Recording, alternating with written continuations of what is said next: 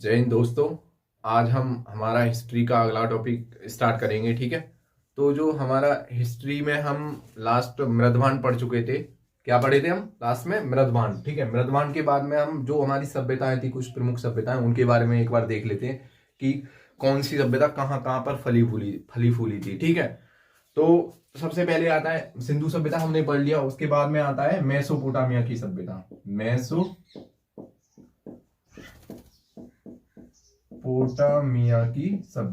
Mesopotamia सभ्यता। ठीक है, जो ये मेसोपोटामिया सभ्यता थी, ये कहां पर थी? तो ये इराक में थी। कहां पे थी? फिलहाल जो इराक है वो मेसोपोटामिया की सभ्यता थी पहले। ठीक है, क्या थी? मेसोपोटामिया की सभ्यता। तो इराक इराक क्या है? मेसोपोटामिया की सभ्यता थी पहले। फिलहाल इसका नाम क्या है? इराक। मेसोपोटामिया की सभ्यता ये टिवरिस टिवरिस एंड यूफ्रेटस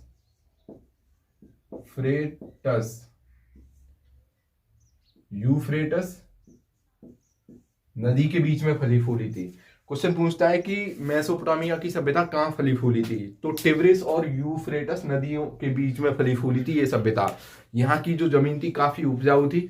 कैसी थी यहाँ की जमीन? काफी उपजाऊ थी। ठीक है, लोग कहाँ ज्यादा रहना स्टार्ट करते हैं? देखो, ज्यादातर शहर जो मिलेंगे वो किसी नदी के किनारे मिलेंगे, क्योंकि उस नदी के किनारे से पानी का साधन होता है, कि सिंचाई का हर एक, मतलब जो मनुष्य की मनुष्य की जो जरूरतें होती हैं उनकी आपूर्ति हो जाती है नदियों से पूरी तरह से। ठीक है, तो जो मेसोपोटामिया की सभ्यता थी ये कहां पर फली फूली थी? टिग्रिस और यूफ्रेटस नदियों के बीच जो उपजाऊ जमीन थी, यहां पर ये किस टाइप की सभ्यता थी? ये ग्रामीण सभ्यता थी। ग्रामीण सभ्यता। कैसी सभ्यता थी? ग्रामीण सभ्यता। जो मेसोपोटामिया की सभ्यता थी, क्वेश्चन पूछेगा कि ये कैसी सभ्यता थी। अगर पूछता है कि नगरीय सभ्यता कौन सी थी, तो नगरीय सभ्यता कौन सी होगी? हम सिंधु सभ्यता। दुनिया की सबसे पहली नगरीय सभ्यता सिंधु सभ्यता या हड़प्पा सभ्यता। ठीक है, और अगर ग्रामीण सभ्यता पूछे सबसे पहली, तो कौन सी थी? मेसोपोटामिया की सभ्यता। ठीक है, सबसे पुरानी अगर पूछता है सबसे पुरानी सभ्यता कौन सी थी, तो कौन सी बोलेंगे? मेसोपोटामिया की। कितने? 5000 बीसी में। 5000 बीसी के साक्ष्य मिले हैं। किसके? 5000 बीसी के। ठीक है, तो अभी देखो, समझ रहे हो ना? ये सिंपल सा हो गया। जो सिंधु सभ्यता थी ये कब की थी? ये थी 2500 बीसी से। 2500 बीसी। ठीक है, और ये 5000, तो ये पुरानी हो गई ना, सीधी सी बात है भाई। 2500 साल पहले ये हो गई थी, उसके बाद में ये आई। ये जो मेसोपोटामिया की सभ्यता थी, इस काफी बड़ी थी ये सभ्यता, जो एक बड़े एरिया में थी जहां पर ग्रामीण लोग रहते थे। ठीक है, तो इसको जब ये बड़ी हो गई तो इसको हमने थोड़ा ठीक से अध्ययन करने के लिए कई भागों में इसे विभाजित कर दिया। तो उसमें 3-4 टाइप, ये जो मेसोपोटामिया की सभ्यता थी ये 4 भागों में बट गई थी। कितने भागों में? 4 भागों में। नंबर 1 जो है वो थी सोमेरियन सभ्यता। सोमेरियन सभ्यता। नंबर 2 बेबीलोन सभ्यता। और नंबर 3 असीरिया की सभ्यता। असीरिया में हाले दिन लड़ाई होती रहती है, मार काट ये चलता ही रहता है। ठीक है, नंबर 4 जो है वो थी कैटेरिया की सभ्यता। तो जो हमारी हड़प्पा, ये मेसोपोटामिया की सभ्यता थी, मेसोपोटामिया की सभ्यता ग्रामीण सभ्यता थी। टिग्रिस और यूफ्रेटस नदियों के बीच फली फूली थी। और सबसे पुरानी सभ्यता कौन सी है? तो हमारी है मेसोपोटामिया की सभ्यता। कौन सी सभ्यता है सबसे पुरानी? मेसोपोटामिया की सभ्यता। ठीक है, यहाँ पे जो हमारी मेसोपोटामिया की सभ्यता थी ये काफी बड़ी थी, इसलिए इसे 4 भागों में बांटा गया है। सोमेरियन सभ्यता। आपने देखा होगा जो सिंधु सभ्यता में लोग कैसे थे? शहरी। और ये एक सोमेरियन। सिंधु सभ्यता के लोग कहां से आए थे? जो साक्ष्य मिले वो कहां से मिले? वो मिले सोमेरु सभ्यता से। मतलब यहीं से ये लोग गए हुए थे। तो इसका मतलब है यहां से जाने के बाद जब ये सिंधु सभ्यता में पहुंचे थे तो यहाँ पे इन्होंने नगरी टाइप का नियोजन बनाया था, क्योंकि ये लोग ग्रामीण तो थे पहले, ग्रामीण भाई मेसोपोटामिया की सभ्यता हमारी क्या है, ग्रामीण, ठीक है। जब ये यहाँ से यहाँ गए, यहाँ से कुछ लोग गए तो इन्होंने शहरी सभ्यता का विकास किया, और जिसे ही पहली सभ्यता कहा गया शहरी सभ्यता, सिंधु सभ्यता, ठीक है। समझ रहे हो ना? एक मिनट जरा रुको।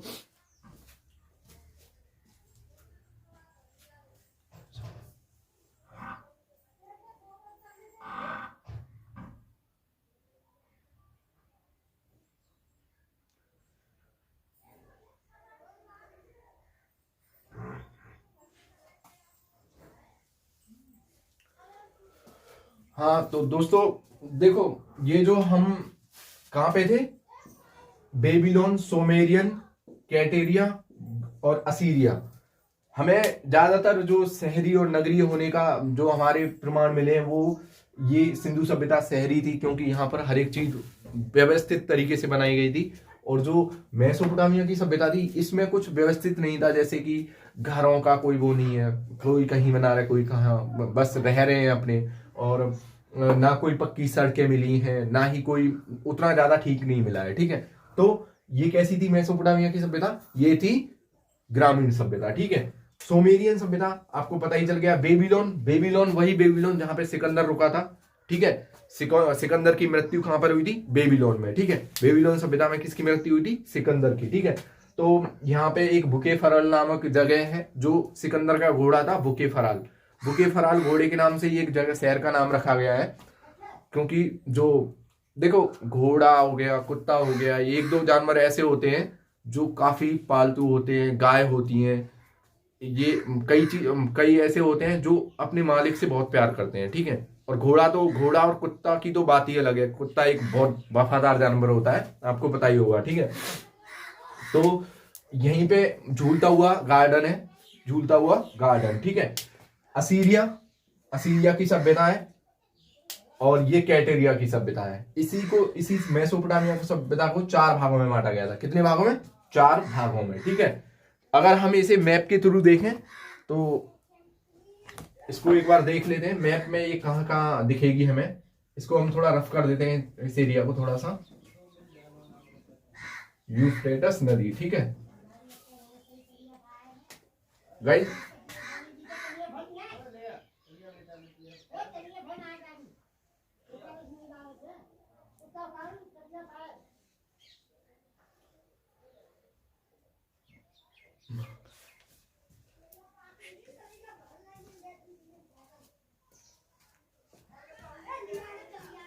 प्रायद्वीप,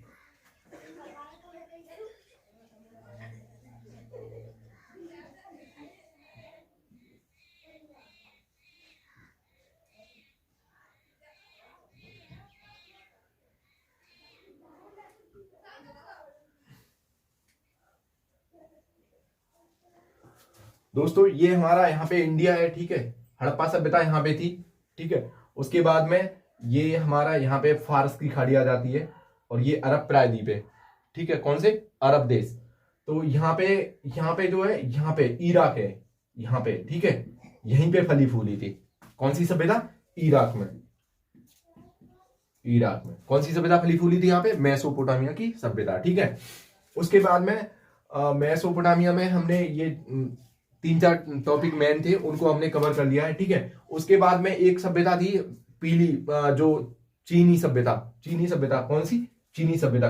यहाँ भारत है, ये चाइना हो गया, यहाँ पे ये चीनी, इस एरिया में, यहाँ पे कौन सी नदी है? पीली नदी, या उसे हांगो नदी कहते हैं। इस हांगो नदी के किनारे पर ही फली फूली थी कौन सी? चीनी सभ्यता, ठीक है। हांगो नदी के किनारे पर फली फूली थी कौन सी? चीनी नदी की सभ्यता, ठीक है। काफी उपजाऊ एरिया है। उसके बाद में यहां पे हमारा मिस्र है। यहां पे क्या है? मिस्र।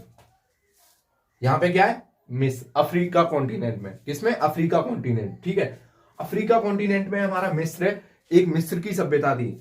मिस्र की सभ्यता आपने सुना ही होगा, इसको रफ कर देते हैं, ठीक है। तो जो मिस्र की सभ्यता थी वो आपको पता ही होगा किस नदी के किनारे पर? नील नदी के किनारे पर बसी हुई थी। कौन सी? नील नदी के। क्वेश्चन आता है नील नदी की देन क्या है, या नील नदी की देन किसे कहते हैं? तो आप क्या लगाओगे आंसर में?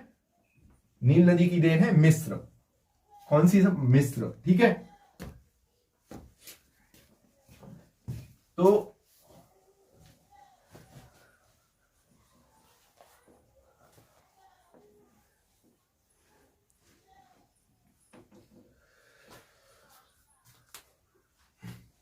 यहां पे कौन सी सभ्यता है? मिस्र की सभ्यता,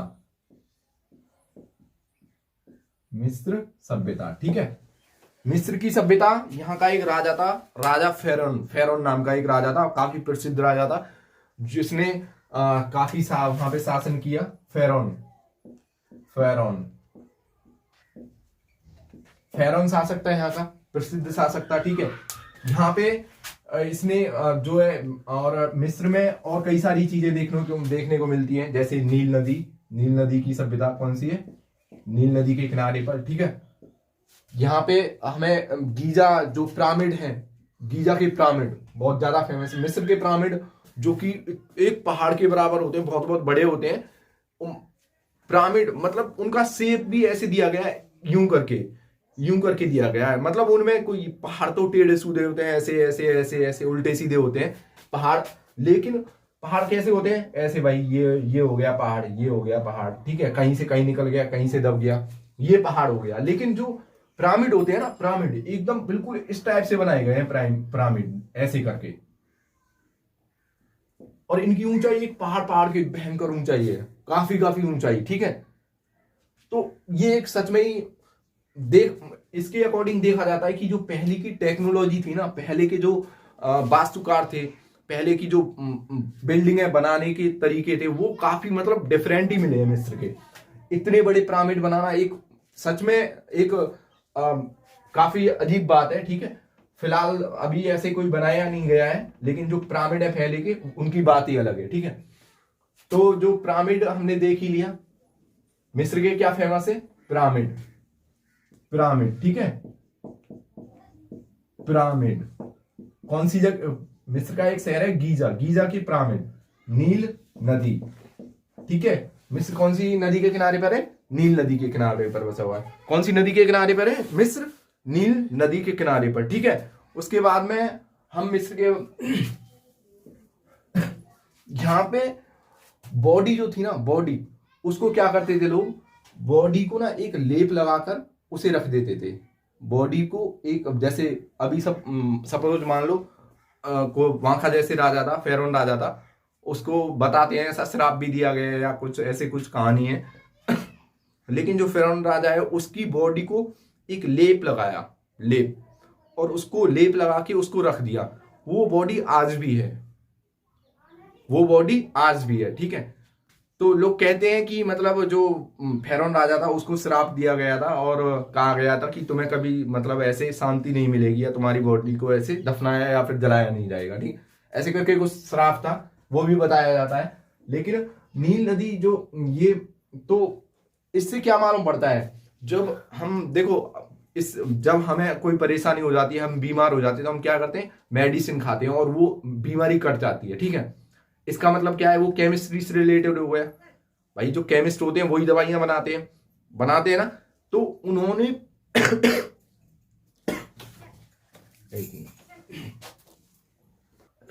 दोस्तों थोड़ी खांसी हो रही है। ठीक है, खांसी सर्दी हो गई थी, दरअसल ठंड काफी ज्यादा है और मैं यहाँ पे कम रहा हूँ, काफी कम समय बिताया। मैंने 12th के बाद में यहाँ पे समय ही नहीं बिताया है, बस बाहर ही रहा हूँ। महाराष्ट्र नागपुर एरिया में, वहां पे मैंने 6-7 साल गुजारे हैं, जिससे कि वहां का मौसम काफी गर्म होता है और यहाँ पे काफी ठंड है, तो वो बॉडी थोड़ा उस टेम्परेचर में ढल गया है। इसकी वजह से यहाँ पे ठंड भी ज्यादा लग रही है मुझे, तो डोंट माइंड। ठीक है, तो जो हमारा ये बॉडी को क्या करते हैं? बॉडी को उन्होंने एक लेप बनाया और उसको बॉडी पे लगा दिया, जिससे कि बॉडी आज भी है।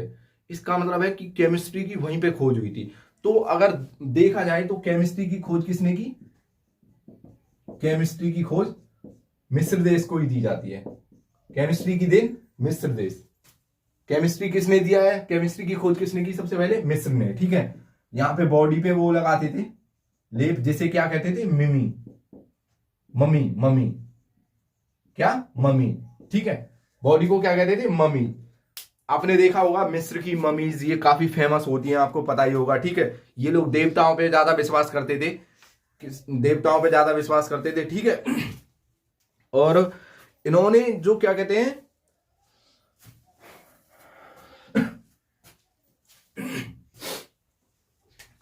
तो यहां पे हमारी कौन सी सभ्यता थी दोस्तों? मिस्र की सभ्यता, ठीक है।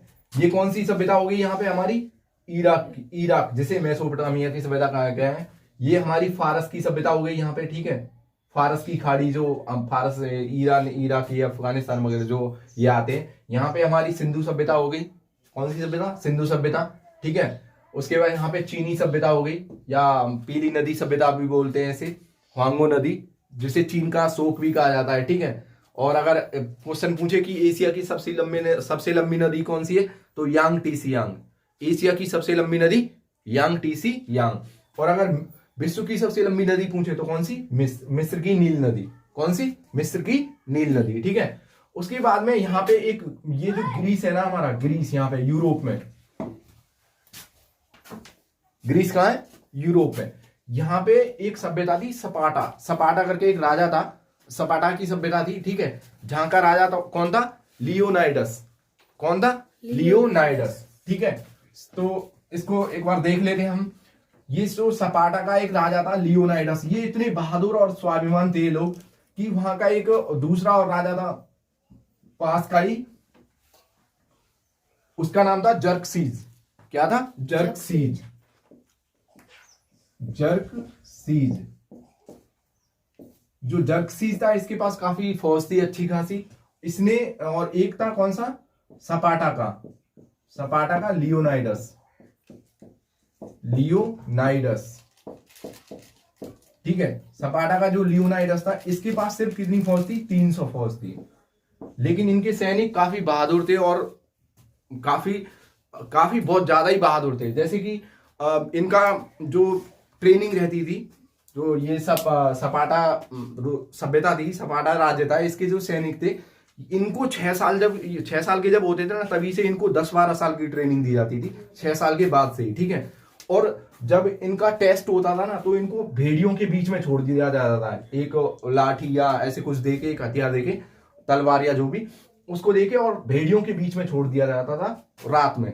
अगर ये बच के आ गया, ये सैनिक अगर बच के आ गया तो इनका सैनिक बन जाएगा, और अगर नहीं बच के आया तो फिर तो कोई बात ही नहीं है, सीधे प्रभु के पास जाएंगे फिर वो तो, ठीक है। तो इनके सैनिक इतने बहादुर थे कि भेड़ियों से लड़के और जब यहां पे आते थे तो इनकी टोटल सैनिक कितनी थी? 300 ओनली। और इसके जो जर्कसीज था, इसके पास थी लगभग 20,000 सैनिक। कितने सैनिक थे इसके पास? 20,000, ठीक है। इन 300 सैनिकों ने, इन 20,000 सैनिकों, जब जर्कसीज ने कहा कि भाई जो है लियोनाइडस तुम हमें मिल जाओ, या मतलब तुम हमारी स्वाधीनता स्वीकार कर लो, स्वाधीनता, तो लियोनाइडस जो था इसने मना कर दिया था कि हम मर जाएंगे पर जो है अपना स्वाभिमान नहीं बेचेंगे। तो ये हकीकत में है। देखो हम क्या करते हैं आजकल क्या चल रहा है हमारे यहाँ पे? पॉलिटिक्स चल रही है, ठीक है। पॉलिटिक्स में लोग, कभी चुनाव होते हैं, कभी ग्रामीण चुनाव होते हैं प्रधान के, कभी मुख्यमंत्री के, कभी हमारे पीएम के चुनाव होते हैं, ठीक है। कई सारे चुनाव होते हैं जिसमें लोग क्या करते हैं, बस कुछ पैसों के लिए, कोई पैसे के लिए मतलब अपना वोट दे रहा है। वो ये नहीं देख रहा है कि मतलब इससे हमें फायदा होगा, घाटा होगा, क्या होगा, नहीं, बस तुरंत देख रहा है कि हमें बस 1,000, 2,000, 4,000 रुपए मिल रहे हैं, ठीक है। और इतना भी कोई नहीं देता, 1,000, 500 रुपए में वोट ले जाते हैं लोग बाग। तो ये चीजें देखो, अपना स्वाभिमान अपना होता है, इसे कभी नहीं बेचना चाहिए और कभी इसको मतलब गिराना भी नहीं चाहिए। अगर वो कहते हैं ना कि भाई अगर तुमने सच में मेहनत कर ली ना किसी भी चीज में, या फिर किसी से मुकाबला कर लिया, चाहे वो बुक्स से मुकाबला कर लो या किसी आदमी से मुकाबला कर लो, तुम्हारा मतलब तुम्हारा एक नाम ही अलग होगा, ठीक है। क्योंकि फिर हमारा जो स्वाभिमान होता है ना, हमें उस पर गर्व हो जाता है धीरे धीरे कि हाँ भाई मैंने उससे ऐसे किया, और धीरे धीरे आदमी बड़ा बनता है, परफेक्ट बनता जाता है, कई सारी चीजें बदलती हैं उसमें, धीरे धीरे वो कहां से कहां पहुंच जाता है, ठीक है। तो ये स्वाभिमान होना जरूरी है।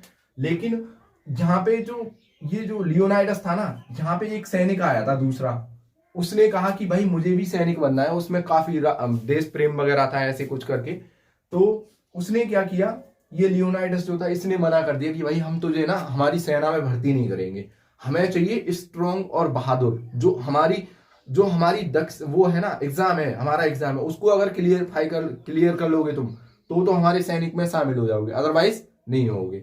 लेकिन ये कर नहीं पाया था, देश प्रेम ज्यादा था, तो इसने क्या किया, ये यहां से निकल के और जर्कसीस से जाके मिल गया, जर्कसीस से जाके मिल गया। देखो सीधी सी बात है, वो क्या कहते हैं, वो जो बीवी ये थे रावण के भाई थे, अगर वो राम को ना बताते तो रावण का शायद नाश ना होता, ठीक है। वो होना भी था, देखो ऐसा नहीं हो, क्योंकि उसने थोड़ा गलत किया था तो वो होना ही था। मेन क्या है, मेन ये है कि मतलब घर का भेदी लंका ढाए, सेम ये यहाँ पे हुआ था। अगर ये लियोनाइडस इसको ना निकालता तो ना ये यहाँ पे मिलता और ना ही लियोनाइडस पे ये युद्ध करता। जब इसको सारे खुफिया द्वार मालूम पड़ गए तो इसने युद्ध किया, लेकिन लियोनाइडस ने डट कर मुकाबला किया, यहाँ पे डट कर भयंकर तरीके से, और इसके 20,000 सैनिकों को धो डाला। लेकिन बाद में अंत में मारा गया। तो हम खुद ही कह सकते हैं कि भाई लियोनाइडस जो था एक बहादुर राजा था, ठीक है। और ये जो था इसने पहली बात तो कि भाई कहां 20,000 कहां 3,000, और तुम 20,000 लोग 300 लोगों पे हमला करोगे, तो ये एक मतलब वो नहीं है, न्याय नहीं है अगर देखा जाए तो। हाँ अगर बिल्कुल बराबर बराबर है तो फिर चलता है, उसमें फिर अलग ही वो रहता है। जैसे तो उसके बाद में यहाँ पे हमारी सपाटा को हमने देख लिया, ठीक है। सपाटा का राजा था, काफी बहुत बहादुर था, ठीक है, और आज भी उसका बहादुरी से नाम लेते हैं लोग, लेकिन जर्कसीस को उतना कोई नहीं वो करता है, ठीक है। उसके बाद में हमारी ये मेन सभ्यताएं थी जिनको हम पढ़ चुके हैं, ठीक है। और अगर आपका कोई भी डाउट है इससे रिलेटेड, एक सॉरी ये हाँ, यहाँ पे हमारी जो इटली, यहाँ पे क्या है, इटली, ठीक है। ये एरिया हमारा किसका है, इटली का। इटली में एक सभ्यता और थी, रोम की सभ्यता, रोम सभ्यता। कौन सी, रोम सभ्यता। रोम सभ्यता देखो सबसे ब्यूटीफुल बनी हुई सभ्यता उस जमाने में रोम की सभ्यता थी। और सबसे पुरानी सभ्यता कौन सी थी, तो वो थी मेसोपोटामिया की सभ्यता। और सबसे ग्रामीण सभ्यता मेसोपोटामिया की सभ्यता। और शहरी सभ्यता की बात करें तो कौन सी सभ्यता थी, वो थी हमारी हिंदू ये हड़प्पा सभ्यता, ठीक है। कौन सी सभ्यता, हड़प्पा सभ्यता, ठीक है। तो समझ में आ रहा है ना आप लोगों को। देखो इसमें कुछ उतना वो नहीं है जितना आप सोच रहे होगे।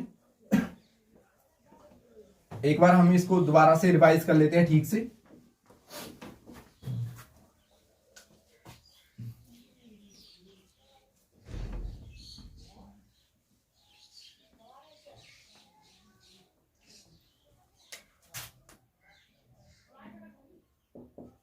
सिंधु सभ्यता,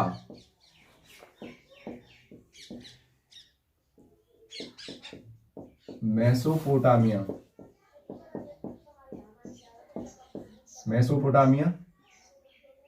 उसके बाद में हमारी ये क्या मिस्र की सभ्यता, उसके बाद में यहाँ पे सपाटा, यहाँ पे रोम, ठीक है। वहां पे पीली नदी या चीनी सभ्यता, ठीक है। और फारस की सभ्यता, सॉरी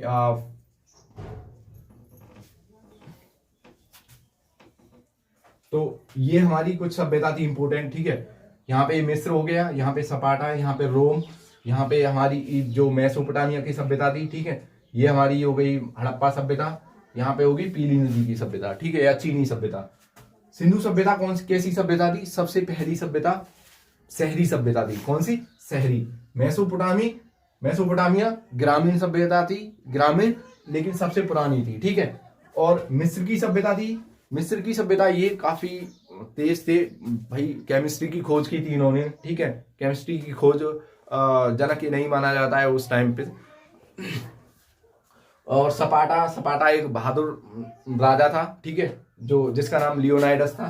रोम, रोम की सभ्यता अपने खूबसूरती के लिए जानी जाती है। किसके लिए? खूबसूरती के लिए, ठीक है।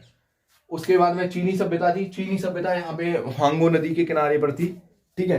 तो ये हमारी कुछ सभ्यताएं थी जिसमें हमने सबसे डिटेल में सिंधु सभ्यता को पढ़ा है, क्योंकि वही हमारा सबसे इम्पोर्टेंट टॉपिक है भाई। ऐसे तो हमें देखो, हम अभी इंडिया से हैं, ठीक है। इंडिया का हमारा मान लो हर एक पॉलिटिकल करियर है, हर एक सब्जेक्ट है, जियोग्राफी है, उसके बारे में हम एक एक डिटेल से पढ़ते हैं। लेकिन विश्व जो है, विश्व में भी है ना ये सब चीजें, लेकिन हम भाई ब्राजील का तो पढ़ नहीं रहे हैं। हाँ, कुछ मेन पॉइंट है उनको हम पढ़ रहे हैं, जैसे कि ब्राजील, अमेजोन जंगल, अमेजोन नदी, ठीक है, सबसे चौड़ी नदी, और वर्षा, सबसे ज्यादा वर्षा, ये इन चीजों को मेन पॉइंट है उनको पढ़ेंगे हम, ठीक है। जैसे कॉफी के उत्पादन के लिए नंबर 1 पे रहता है, उन चीजों को लेके पढ़ेंगे। लेकिन हम इनको इतने डिटेल में नहीं पढ़ेंगे जितने कि हमने सिंधु सभ्यता को पढ़ा है। किसको? सिंधु सभ्यता को। तो हमारा मेन फोकस है वो हम इंडिया को लेके चलेंगे, बाकी इनके बारे में छुटपुट जानकारी होनी चाहिए, ठीक है। इसके साथ हम आपको नेक्स्ट चैप्टर में मिलेंगे, जो हमारा नेक्स्ट वीडियो होगा उसमें हम पढ़ेंगे ऐतिहासिक काल, ठीक है। हमने अब तक क्या क्या पढ़ा है? हमने पढ़ा है अब तक प्राग ऐतिहासिक काल पढ़ा है, आद्य ऐतिहासिक काल पढ़ा है, और इनको हमने कंप्लीटली देखा है। अगर आप जो अब तक पढ़ा है ना आपने, इसको अगर ठीक से देखोगे ना, तो आपसे एक क्वेश्चन नहीं छूटेगा। एक क्वेश्चन कैसा होता है पेपर में, ठीक है। बस इसको थोड़ा रिवाइज करते रहिए, और हमें इसके क्वेश्चंस भी कराएंगे, ठीक है। देखते हैं, जैसे भी अगर पीडीएफ प्रोवाइड होती है तो हम पीडीएफ प्रोवाइड करेंगे आपको। उसके बाद हम मिलते हैं आपको नेक्स्ट वीडियो में। जय हिंद, जय भारत।